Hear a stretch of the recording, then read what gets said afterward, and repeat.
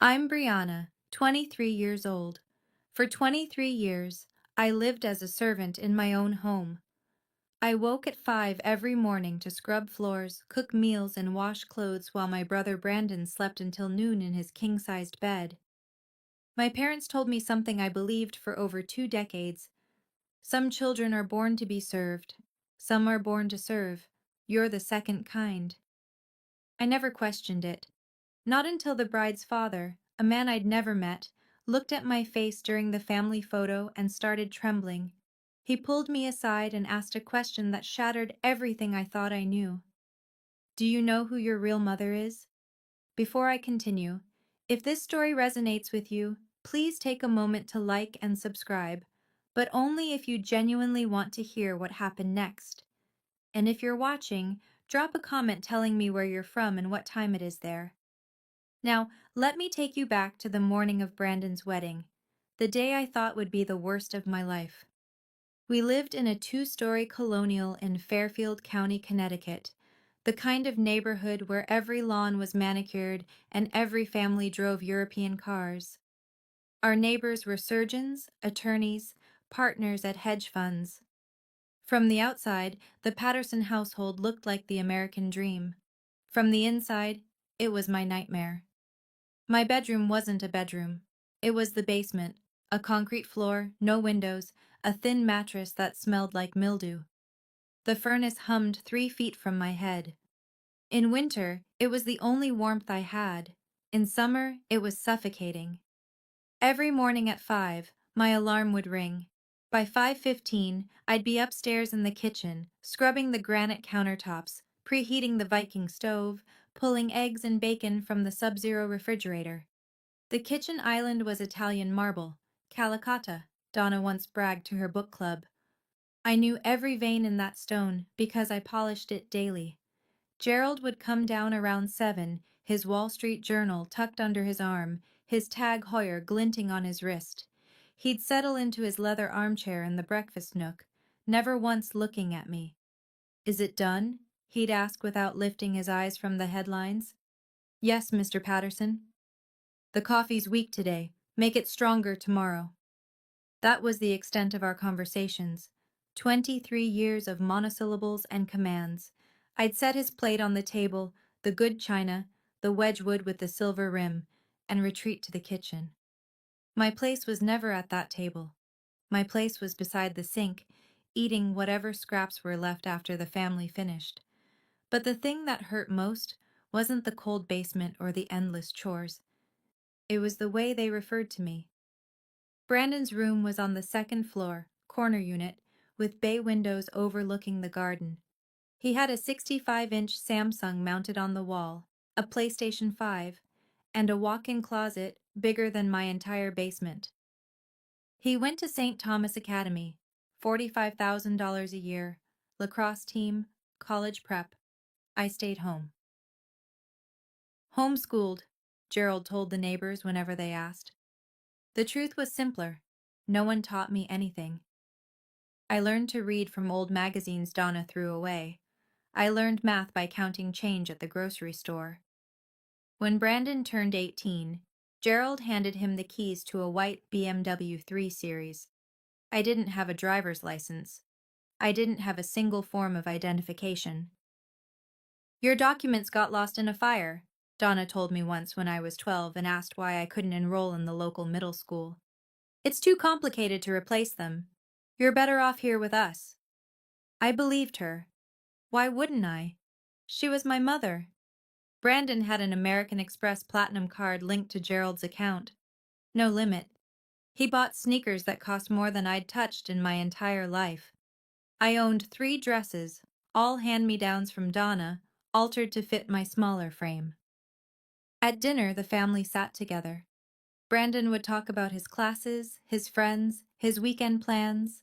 Gerald would nod approvingly. Donna would smile and refill his glass. I stood in the kitchen doorway, waiting to clear the plates. Once, when I was 14, I asked Donna why I couldn't sit with them. She laughed like I'd told a joke. "Brianna, honey, the table only seats 3. It seated 6. I'd counted. That night, I realized something I'd never admitted to myself. I wasn't part of this family. I never had been. Gerald called them the family rules. He'd written them on an index card when I was 5 and taped it to the inside of my basement door, the only decoration I was allowed. Rule 1. You do not sit at the family table. Rule 2. You do not call us Mom or Dad. You will address us as Mr. Patterson and Mrs. Patterson. Rule 3. You do not leave the house without permission. Rule 4. You do not speak to strangers. The consequences for breaking these rules lived in the kitchen pantry. A thin rattan cane, the kind you'd use on furniture, hidden behind the cereal boxes. Gerald only had to use it twice before I understood. The first time, I was 7. I'd called Donna Mommy in front of her sister. The welts on my palms lasted 2 weeks. The second time, I was 16. I'd saved grocery change for months, $17.32, and walked to the bus station 3 miles away. I was going to leave. I was going to find someone who could help me. The police brought me back within 2 hours. She doesn't have any ID, they told Gerald at the door.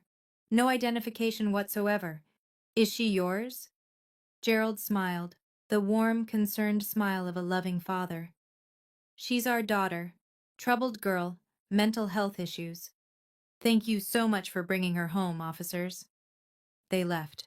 Gerald locked the door. I spent 3 days in the basement without food.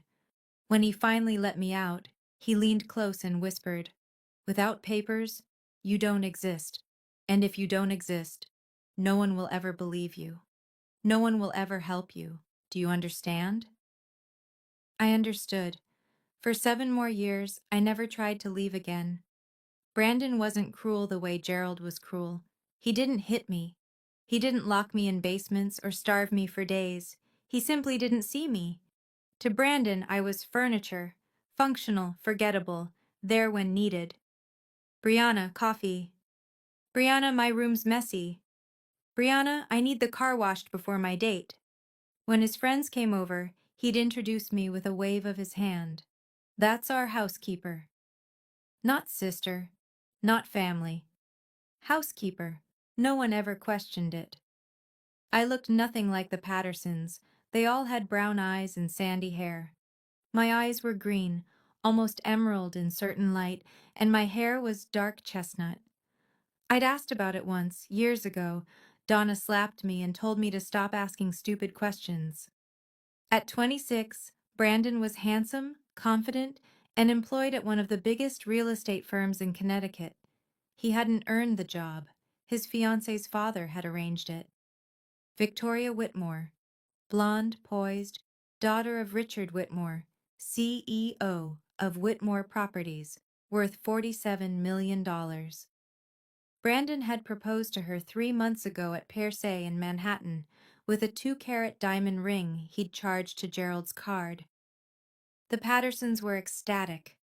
This marriage wasn't just love, it was a ladder. I overheard Gerald talking to Donna the night of the engagement. "This is it. This is how we get into their circle. Richard Whitmore could change everything for us." They didn't know that Richard Whitmore would change everything, all right. Just not the way they expected. The woman Brandon was marrying would become instrumental in destroying the life the Pattersons had built. Not because of her, because of her father. I was 15 when I finally asked the question I'd been holding inside for years. Donna was in the living room, flipping through a Pottery Barn catalog, marking pages with Post-its. I'd just finished mopping the floors and my hands were raw from the bleach. "Mrs. Patterson?" She didn't look up. "What? Why am I different from Brandon?" The catalog lowered. Her eyes, cold, flat, the color of dishwater, met mine. "Different how? Why does he get to go to school? Why does he sit at the table? Why do I have to—" "Because." She cut me off, her voice sharp as broken glass. "Some children are born to be loved. Some children are born to help others. You're the second kind, Brianna. That's your purpose. That's your fate." She returned to her catalog. The conversation was over. I went back to the basement that night and stared at my reflection in the small, cracked mirror above the utility sink, the only mirror I was allowed. My eyes were nothing like theirs. My face was nothing like theirs. But I didn't question it anymore. Donna was right, I told myself. Some people are born to serve. I was one of them. Fighting it would only bring more pain. For 8 more years I believed that. I woke at 5, I scrubbed and cooked and cleaned, and I told myself this was my life. This was what I deserved. Then came Brandon's wedding, and the man who looked at my face and saw someone else entirely. I didn't know it yet, but in 24 hours every lie I'd been told would begin to unravel. The wedding announcement came 6 months before the ceremony.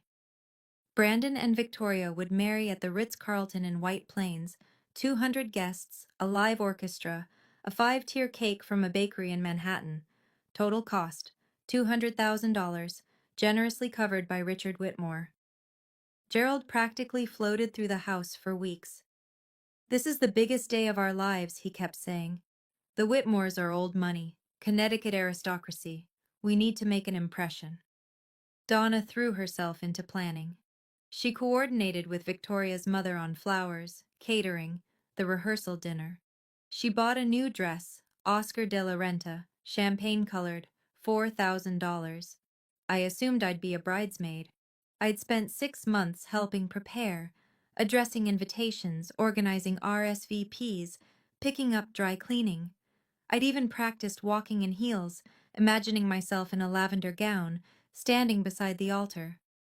Then, 3 weeks before the wedding, Donna sat me down in the kitchen. "We need to discuss your role," she said. My heart lifted. "Am I walking with the bridesmaids?" She laughed, not kindly. "No, Brianna, you'll be helping with service, passing out champagne, making sure guests have what they need." The words hit me like ice water. "You want me to work the wedding?" "It's not working, it's helping." Her smile was thin and practiced. "You know how you are, sweetheart. Clumsy, awkward. If you stood up there in front of the Whitmores, they'd wonder what's wrong with you. Is that what you want? To embarrass Brandon on his special day?" I shook my head slowly, the familiar numbness settling in. Later that night, the wedding invitations arrived from the printer. Embossed gold lettering, 600-gram cotton paper. I searched through every card. My name wasn't on the family list. It wasn't anywhere at all. The rehearsal dinner was held at the Greenwich Country Club. White tablecloths, crystal stemware, champagne that cost more per bottle than I'd seen in a year. The Whitmores had reserved the entire terrace overlooking the golf course. I wore black, simple dress, white apron. Donna had selected the outfit herself. "You look professional," she'd said, adjusting my collar. "Remember, smile, don't speak unless spoken to, and stay invisible." I carried a silver tray of champagne flutes through the crowd. Whitmore cousins, business associates, old money families whose names I recognized from the society pages Donna left lying around. No one looked at me. I was part of the scenery. Until Victoria noticed. She approached me near the bar, her blonde hair swept into an elegant updo, her engagement ring catching the sunset light. "You're Brandon's sister, right? Brianna?"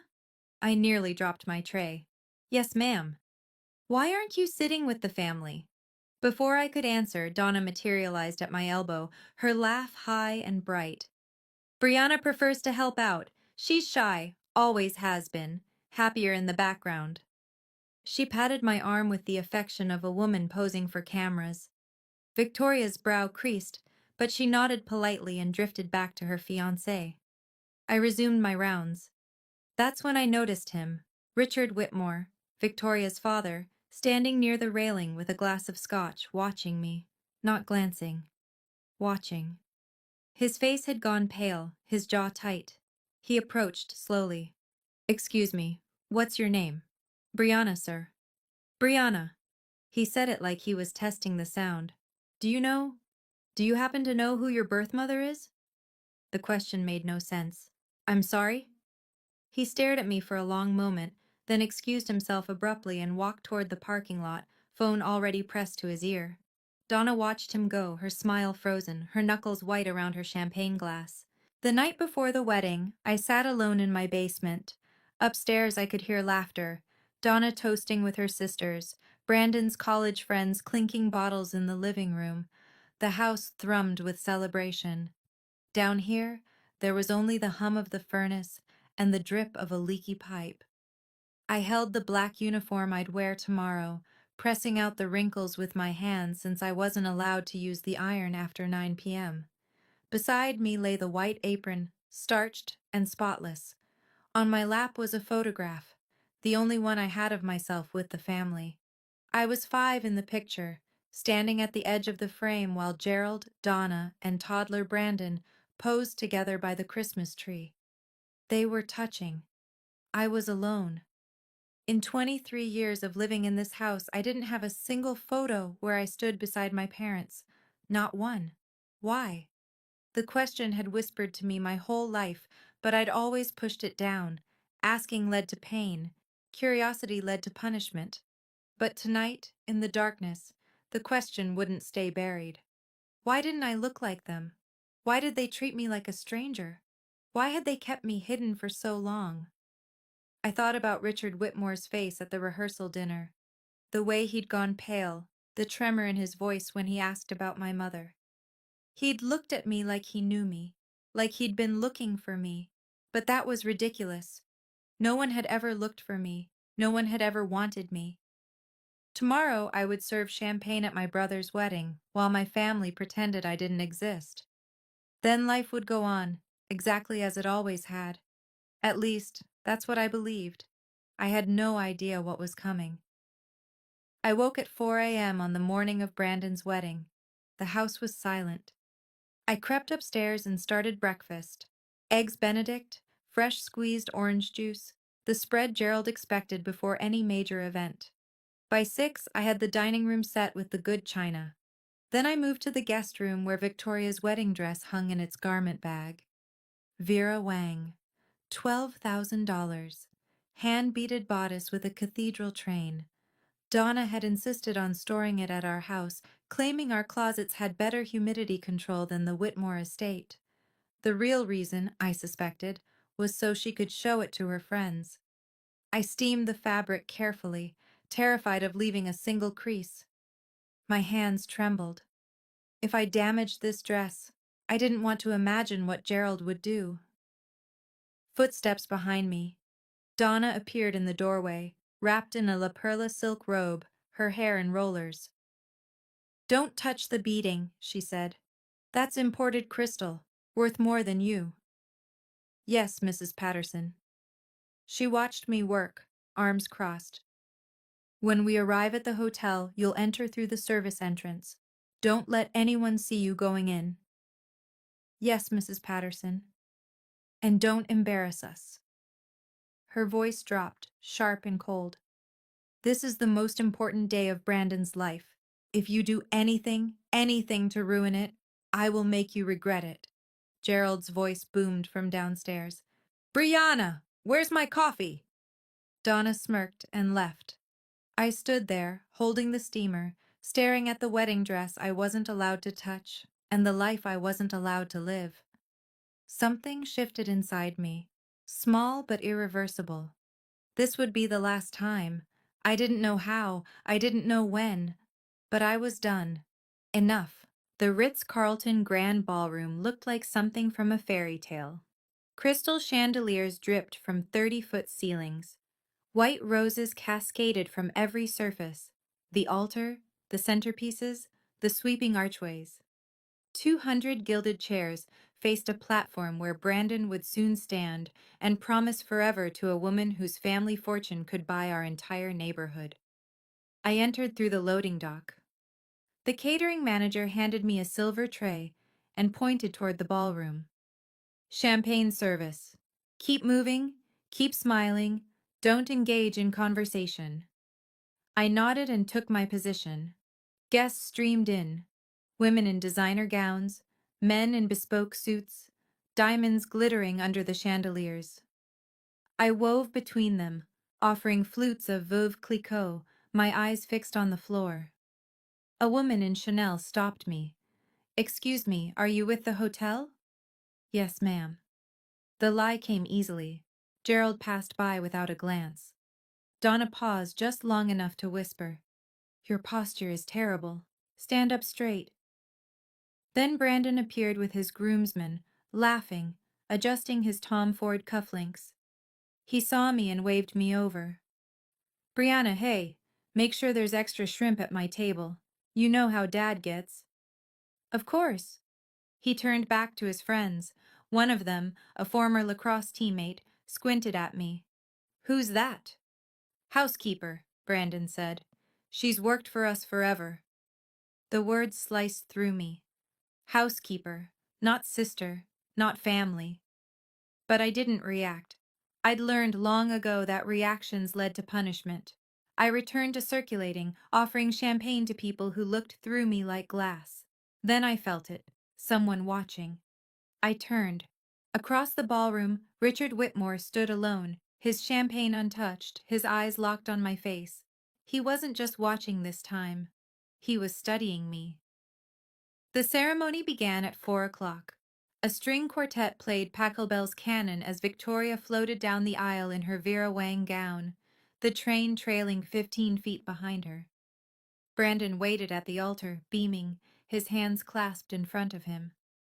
Gerald and Donna sat in the front row, dabbing their eyes with monogrammed handkerchiefs.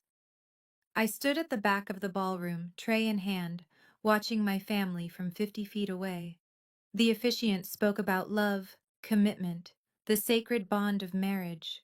Brandon's voice cracked when he said his vows. Victoria's eyes glistened as she slipped the Tiffany band onto his finger. They kissed. The room erupted in applause, and I stood there, invisible, holding champagne I wasn't allowed to drink. For a moment, I let myself imagine a different life, one where I sat in that front row beside Donna, one where I wore a lavender dress and held a bouquet of roses, one where Brandon introduced me to his bride as my sister Brianna instead of our housekeeper. But that life didn't exist. Maybe it never had. The crowd rose for the recessional. Brandon and Victoria swept down the aisle, arm in arm, showered with rose petals. As they passed, Donna caught my eye. Her expression wasn't warm. It wasn't proud. It was a warning. "Don't forget your place." I lowered my gaze. Somewhere in the crowd, I felt that watching presence again. Richard Whitmore, standing near the back, hadn't clapped once. He hadn't taken his eyes off me for the entire ceremony. I didn't understand why, but a strange feeling crept through my chest, something I hadn't felt in years. Hope. And I didn't know what to do with it. If you've made it this far, I think you understand why I'm telling this story. You might know what it feels like to stand inside your own family and still be treated like an outsider. To serve people who refuse to acknowledge you exist. Let me ask you something. Have you ever had to serve someone who wouldn't even admit you were part of their family? If you have, I want to hear about it. Drop a comment. Let me know I'm not alone. And if this story is hitting close to home, please like and subscribe, because what happened next changed everything I thought I knew about myself. I'll be right back. The reception began with champagne toasts and a 12-piece jazz band. I worked the Whitmore family table, refilling water glasses, clearing appetizer plates. Victoria's mother smiled politely at me. Her aunts and uncles chatted amongst themselves about summer homes in the Hamptons. Richard Whitmore sat at the head of the table, barely touching his food. Every time I approached, I felt his gaze. It wasn't uncomfortable exactly, not predatory or cold. It was something else, something I couldn't name. When I reached to clear his salad plate, his hand shot out and caught my wrist, gently but firmly. "I'm sorry," he said, his voice low. "I need to ask you something." "Of course, sir." "Your name is Brianna?" "Yes." "Brianna Patterson?" "Yes, sir." He released my wrist. His hand was trembling. "Do you know who your mother is? Your real mother?" The question again, the same one from the rehearsal dinner. "I live with Mr. and Mrs. Patterson," I said carefully. They've raised me since I was a baby. Richard's face changed. Something broke behind his eyes. Grief, or maybe recognition. "Excuse me," he whispered, and stood abruptly from the table. I watched him walk toward the terrace doors, pulling out his phone. Through the glass, I could see him pacing, speaking intensely to someone on the other end. Victoria noticed. "Is my dad okay?" I didn't know how to answer. At the family table, Donna was watching the scene unfold. Her champagne glass paused halfway to her lips. She leaned toward Gerald and whispered something. He turned, found me with his eyes, and his expression hardened into something I recognized. Fear. I'd never seen Gerald Patterson afraid of anything. Until now. The photographer clapped his hands and called for the family portraits. "Bride and groom's families, please gather by the floral arch." The Whitmores assembled first. Richard, his wife Eleanor, Victoria's brother and his wife, a cluster of elegant relatives in coordinated pastels. Then the Pattersons. Gerald straightened his tie. Donna smoothed her Oscar de la Renta.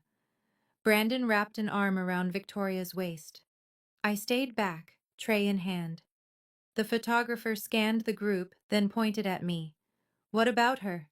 Is she family?" Silence. Gerald's smile tightened. Donna looked at the floor. Brandon said nothing. Then Richard Whitmore's voice cut through the awkward pause. "Yes, she's family. Brianna, please come stand beside me." I froze. "Sir?" "You heard me." His voice was calm but firm. "Come here." I set down my tray. My legs felt like they belonged to someone else as I walked toward the group. Gerald's face flushed red. He couldn't object, not to Richard Whitmore, not the man paying for this entire wedding, but I could see his jaw working, the fury barely contained. Richard placed his hand on my shoulder. His palm was warm, steadying. "Right here," he said softly. "This is where you belong." The photographer adjusted his lens. "Everyone ready? Big smiles."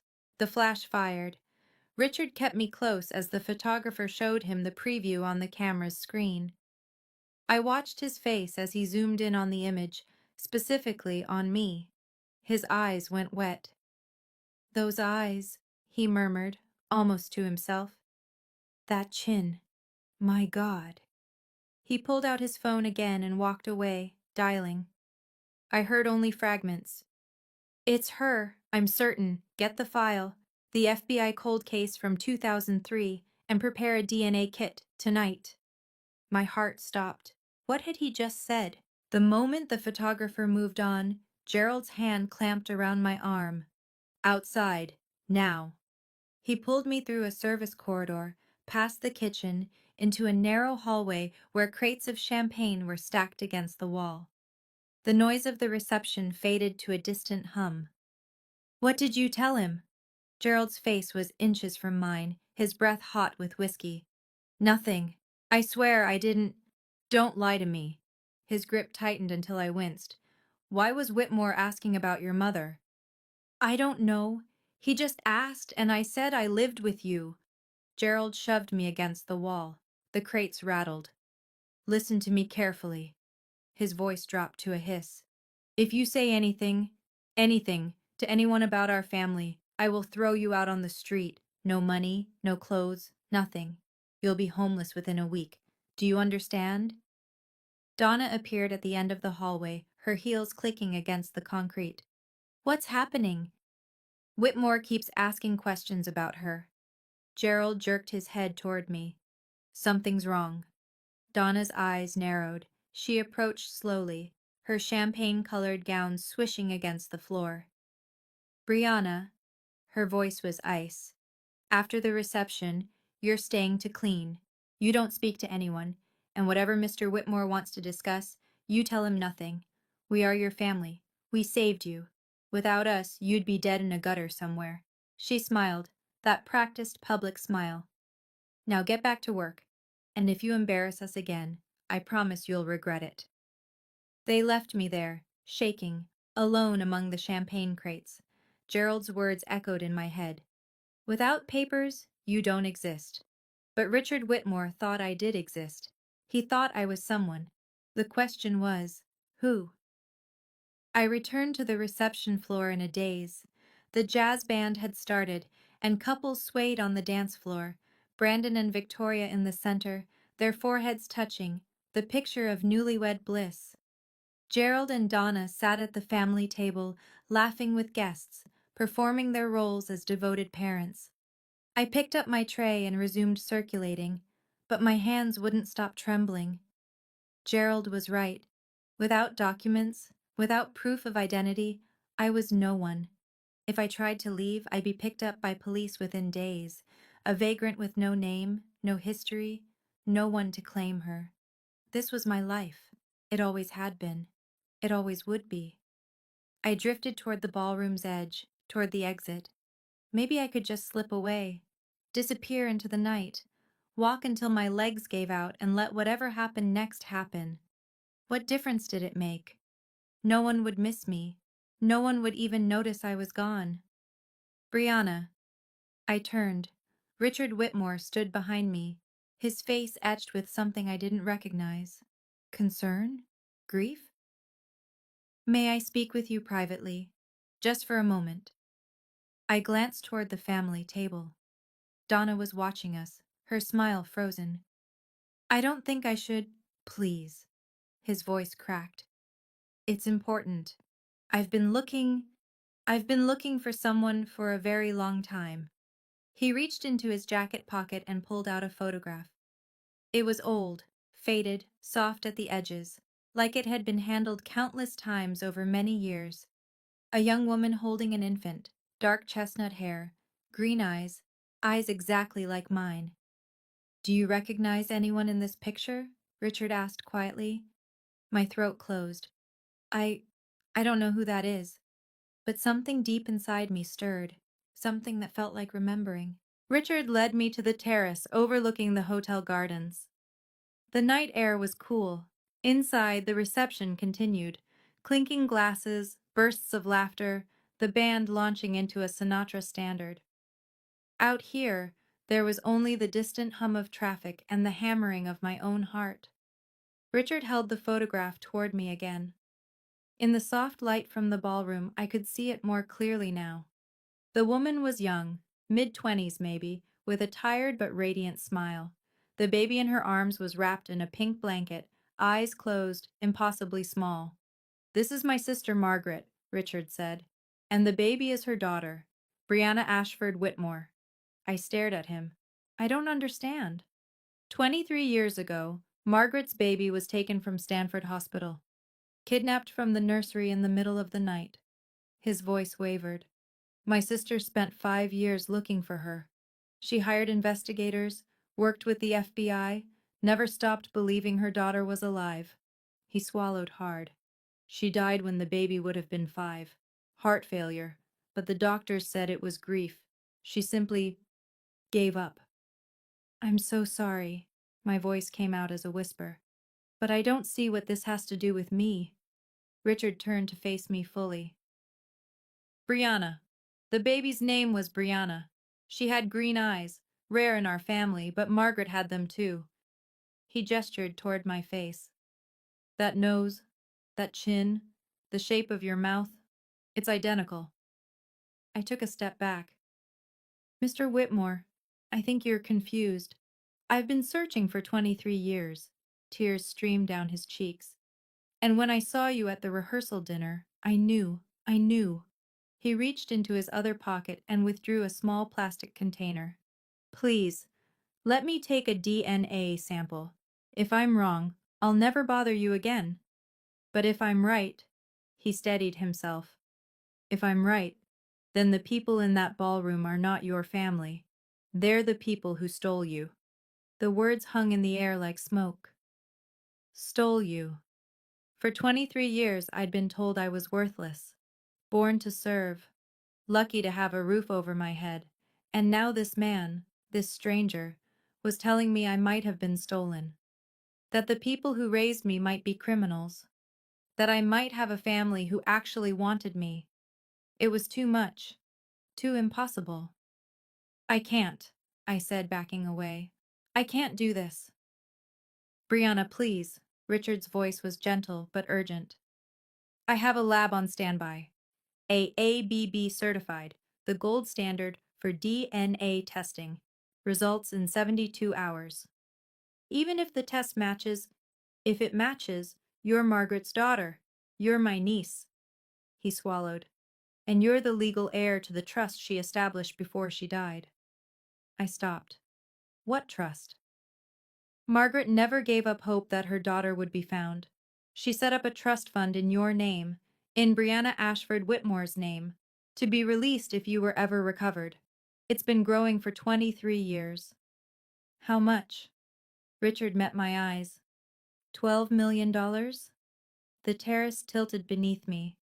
But this isn't about money, he said quickly. It's about the truth. It's about justice. And it's about giving my sister peace, finally knowing what happened to her child. Inside, the band shifted to a slow ballad. I could see Donna through the glass doors, scanning the room, looking for me, looking for her property. I thought about the basement, the rules, the cane in the pantry. 23 years of being told I was nothing. And then I thought about Margaret Whitmore, dying of grief, never knowing what happened to her baby girl. I met Richard's eyes. What do I need to do? He opened the DNA kit. Just open your mouth. The next 72 hours were the longest of my life. I went back to my routine, waking at 5, scrubbing, cooking, cleaning. But everything felt different now. Every time Gerald barked an order, I looked at his face and wondered, did you buy me? Every time Donna criticized my work, I heard Richard's voice. The people who stole you. They noticed the change. What's wrong with you? Donna demanded on the second morning. I'd let the coffee sit too long, and it had turned bitter. Nothing, Mrs. Patterson. I'm just tired. You're always tired. She poured the coffee down the sink. Make another pot, and this time, pay attention. I made another pot. I washed the dishes. I folded the laundry. But in my pocket, I carried the slip of paper Richard had given me, his personal cell phone number, written in blue ink. Brandon and Victoria had left for their honeymoon in Bali. The house felt quieter without him, but no less oppressive.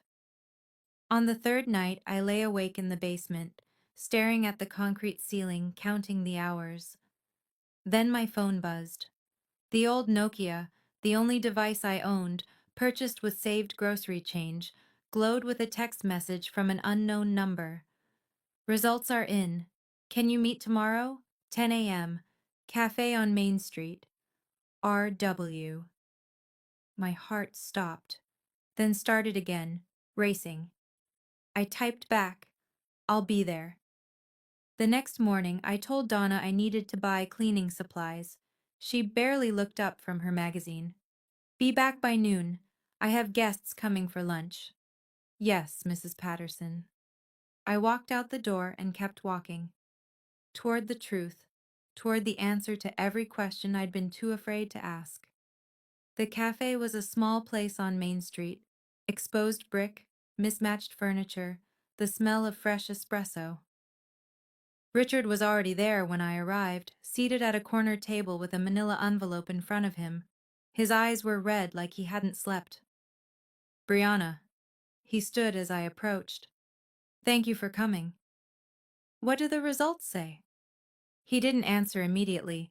Instead, he slid the envelope across the table. I opened it with trembling fingers.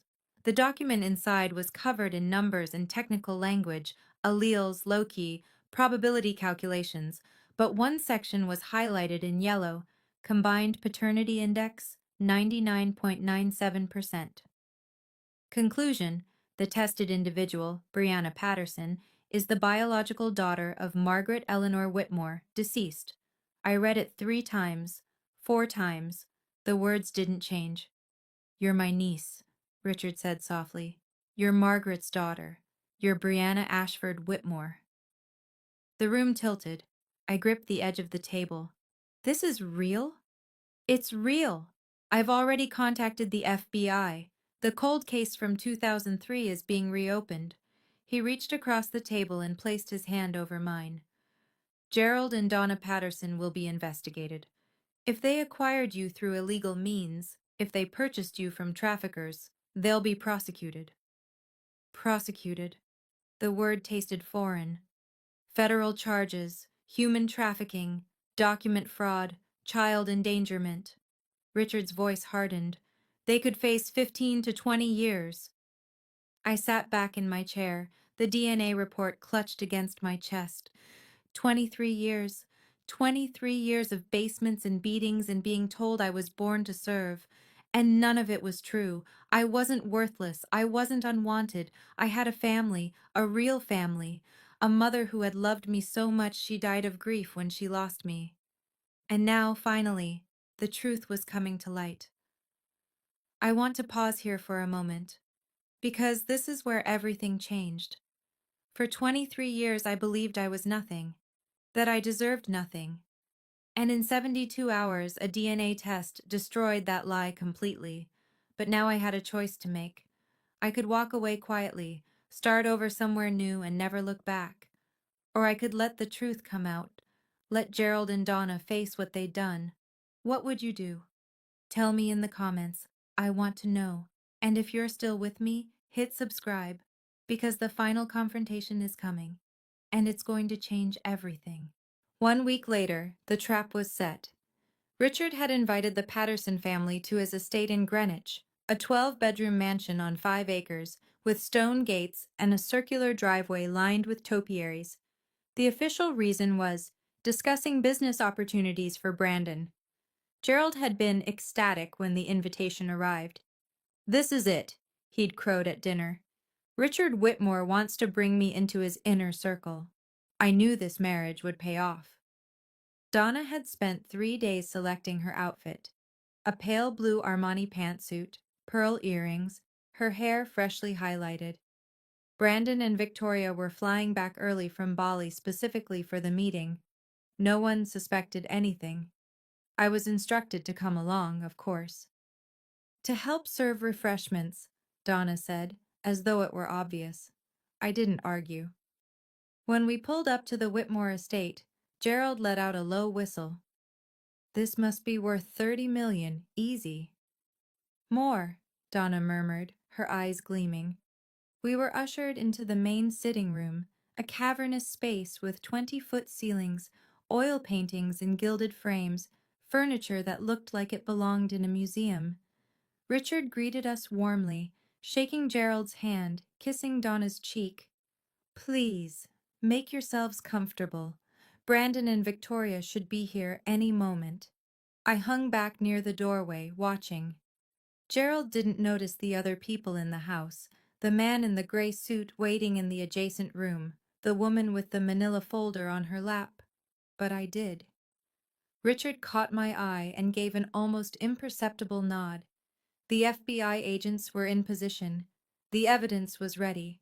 And Gerald and Donna Patterson had walked straight into the reckoning they'd spent 23 years avoiding. A housekeeper brought in a mice and tea service, bone china worth more than the Patterson family car. Donna accepted her cup with exaggerated graciousness, crossing her legs at the ankle like she'd seen in old movies. "This is a beautiful home, Richard," she said. "Just stunning." "Thank you." Richard settled into his armchair, his expression pleasant but unreadable. "I wanted to discuss something with you before Brandon arrives. Something about Brianna." Gerald's cup rattled against its saucer. "Brianna?" "Yes." Richard gestured toward where I stood near the doorway. "She's been part of your family for quite some time, hasn't she?" "Since she was a baby," Donna said quickly. "We adopted her when she was just a few months old. Gave her everything, a home, food, education. We've been very good to her." "Adopted." Richard nodded slowly. "That's interesting, because I had my attorneys check the county records. There's no adoption paperwork on file for anyone named Brianna Patterson." Silence. Gerald set down his teacup. "The records must be incomplete. You know how government agencies are. Things get lost. I also checked with the state of Connecticut, Richard continued, his voice still calm. No birth certificate, no social security number issued at birth, no hospital records anywhere in the tri-state area. Donna's practiced smile was starting to crack. What exactly are you implying, Richard? I'm implying that Brianna has no legal identity, no documentation whatsoever. He leaned forward. Which raises a very interesting question. Where did she come from? Gerald stood abruptly. I don't know what kind of game you're playing, but I don't appreciate the accusation. Richard didn't flinch. It's not an accusation, Gerald. Not yet. He opened the leather portfolio on the table beside him. But I think you should see what's in this folder. Richard removed 2 documents from the portfolio and laid them on the coffee table. The first was the DNA report, the one I'd already seen, with its highlighted conclusion and its 99.97% certainty. The second was older, a photocopied FBI report with a case number at the top and the word confidential stamped in red. This, Richard said, pointing to the DNA report, confirms that Brianna is a 99.97% genetic match to my late sister, Margaret Whitmore. Brianna is her biological daughter. Gerald's face went from red to white. And this, Richard tapped the FBI document, is the cold case file from March 2003. My niece, Brianna Ashford Whitmore, was abducted from Stanford Hospital when she was 6 months old. She was never found. He looked up at Gerald. Until now.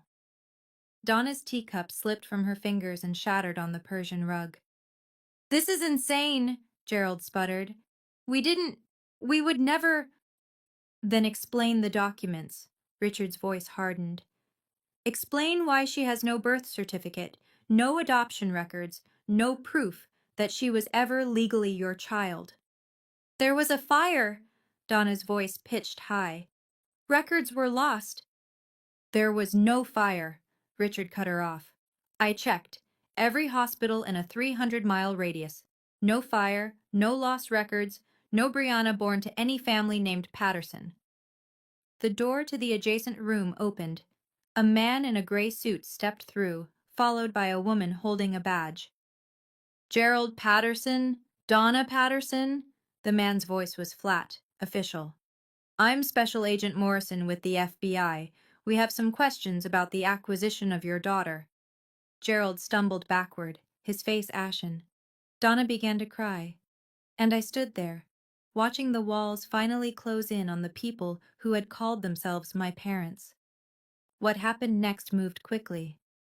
Special Agent Morrison produced a warrant. His partner, Agent Chen, now Agent Smith, I'd later learned she'd recently married, began reading the Miranda rights. Gerald Patterson, Donna Patterson, you are under arrest for suspicion of human trafficking, document fraud, and child endangerment. You have the right to remain silent. Anything you say can and will be used against you in a court of law. Gerald tried to run. He made it 3 steps before Agent Morrison caught his arm and pinned him against the wall. The man who had terrorized me for 23 years, who had starved me, beaten me, told me I was nothing, whimpered like a child as the handcuffs clicked around his wrists. Donna collapsed onto the sofa, mascara streaming down her cheeks. Brianna, she wailed. Brianna, please, tell them this is a mistake. We're your family. We raised you. I looked at her, at the woman who had slapped me for asking questions, who had locked me in basements, who had told me I was born to serve. You raised me as a servant, I said. My voice was calm, steady. You never treated me like family, not once. We gave you everything. You gave me a mattress on a concrete floor. I took a step closer. You took my identity. You took my childhood. You took my mother from me. Donna's face crumpled. We didn't know. We thought. You knew. Gerald's voice cut through, suddenly vicious, even in handcuffs. You knew exactly what we were doing, Donna. Don't pretend otherwise. At that moment, The front door opened. Brandon and Victoria walked in, fresh from Bali, tanned and smiling, until they saw the FBI agents and their parents in handcuffs. Victoria's smile vanished. What the hell is going on? The federal charges came down within the month. Gerald and Donna Patterson were indicted on 3 counts each: human trafficking under 18 U.S.C. Section 1589, document fraud, and child endangerment. The investigation revealed they had purchased me from an underground adoption network in 2003 for $15,000, cash, untraceable. The network had been shut down years ago, but the FBI had kept records. My name appeared on a ledger, listed between a purchase price and a delivery date, like I was inventory. The trial lasted 4 months. I testified twice. Gerald maintained his innocence until the end, claiming he'd been told I was an orphan, that he'd simply given me a better life. The jury didn't believe him. Donna turned on him during her testimony, claiming she'd been coerced, that Gerald had threatened her, that she'd always wanted to treat me better but couldn't.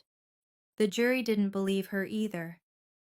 Final sentencing: Gerald received 18 years in federal prison, Donna received 12. Their assets were frozen pending civil proceedings. The house in Fairfield County, the one with the sub-zero refrigerator and the Calicotta marble and the basement where I'd slept for 23 years, was seized to cover legal fees and potential restitution.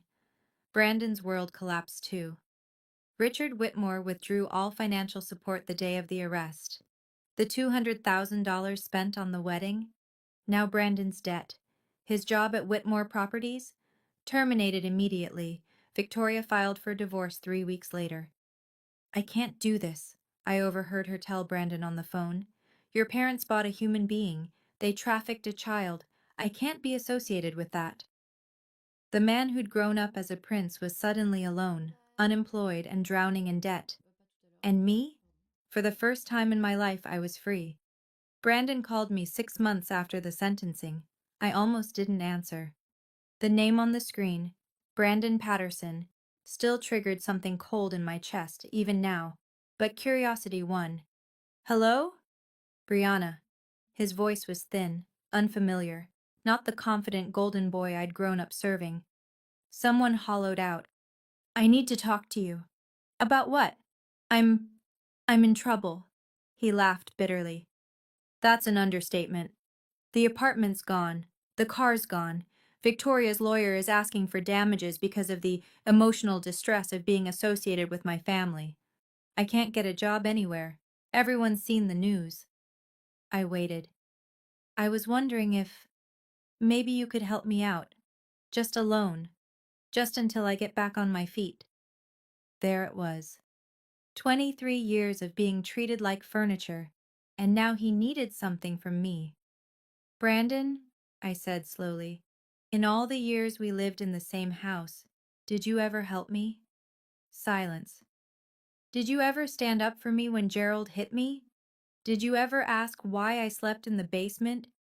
Did you ever once treat me like a sister? I didn't know. You knew. My voice stayed level.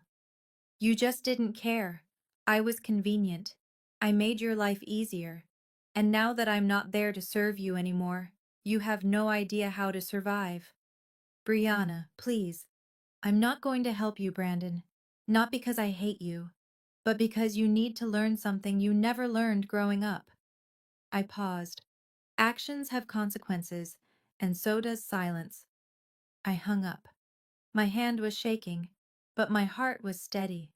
For the first time in my life, I had set a boundary, and I intended to keep it. The inheritance came through 3 months after the trial ended. Richard's lawyers had worked tirelessly to verify my identity and activate the trust Margaret had established in 2003.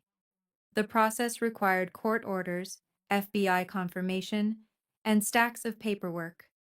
But eventually, the final document arrived. Beneficiary: Brianna Ashford Whitmore Trust. Value: $12,847,329.16. Status: active. I read the number 7 times before it felt real. Richard drove me to the bank himself on the day the funds were released. We sat in a private office on the top floor, surrounded by mahogany furniture and oil paintings, while a banker explained investment options and tax implications. $12 million, more money than the Pattersons would see in 10 lifetimes. But it wasn't the money that changed me. It was the name. Brianna Ashford Whitmore. My real name. The name my mother had given me before I was stolen. Richard helped me move into a guest suite at the Greenwich estate.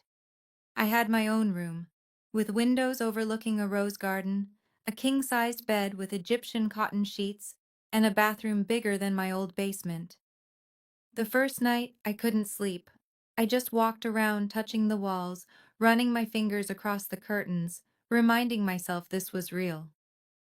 Richard enrolled me in a college preparation program. My lack of formal education didn't matter. There were resources, tutors, people who specialized in helping survivors of trafficking rebuild their lives. A year later, I received my acceptance letter. Yale University, full scholarship through a program for human trafficking survivors. I held the letter in my hands and cried for an hour. Then I found something else in the estate's archives. A handwritten note from my mother, Margaret, dated 2003. The year I was taken.